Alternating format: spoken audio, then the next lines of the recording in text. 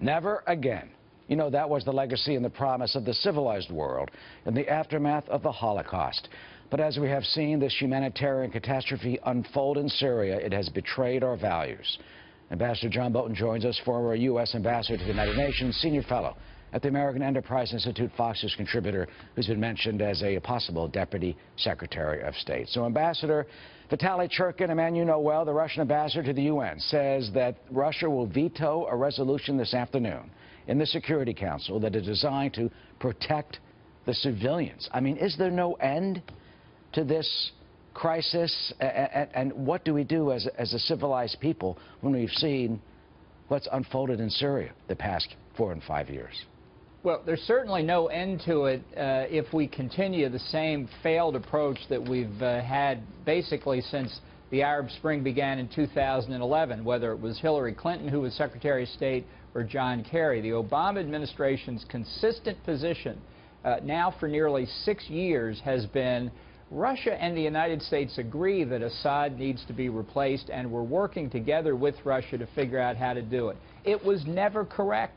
The Russians were never going to allow Assad to fall, and talking to them about how to make that happen was a complete waste of time, as well as failing to deal with the Iranian support for Assad directly and through their surrogate, the terrorist group Hezbollah. It's Russia and Iran that have kept Assad in power, and Obama wasn't going to do anything to upset the Ayatollahs and possibly derail the nuclear deal. So we ask, how is it that we've come to this place, at least from the American perspective, because we've been pursuing the wrong policies for 6 years? So does that mean now, going forward, we acquiesce to Assad, which means Moscow wins and Tehran wins?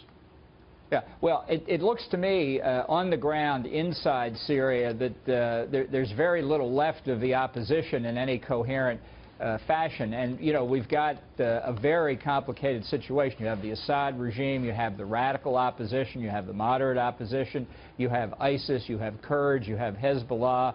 It is a very complex situation, but the net is that the Iranian-Assad-Russian axis is prevailing. And I'm not sure that the opposition, whether the Syrian opposition, whether moderate or radical, can sustain itself much longer. And you have to ask, if they now get picked apart, pocket of resistance that they hold by pocket of resistance, are we just going to see what happened in Aleppo happen again and again and again? And how do we protect the civilians? Let me show you a soundbite from President-elect Trump saying that he intends to install some safe zones and have our Arab allies pay for it. Here's what he said. When I look at what's going on in Syria, it's so sad. It's so sad, and we've got to help people. And we have the Gulf states. They have nothing but money. We don't have money. We owe $20 trillion. I will get the Gulf states to give us lots of money, and we'll build and help build safe zones in Syria so people can have a chance. You think that's going to happen? I mean, how are the Gulf states going to pony up?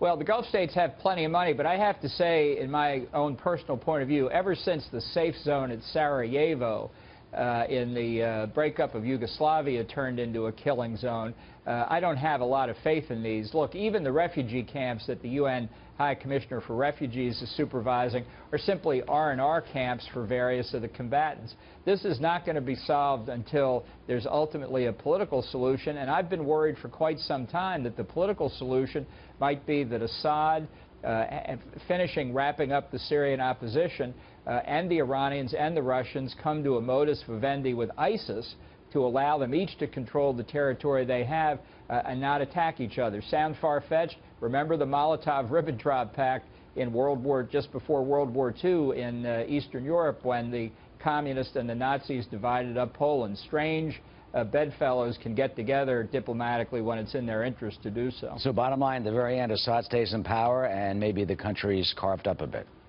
I think Syria and Iraq have both ceased to exist as functioning states, and I don't know who's big enough to push Assad out of power at this point. Well, he's there and he's staying there, and it seems with Moscow and Tehran's backing, they've become the victor.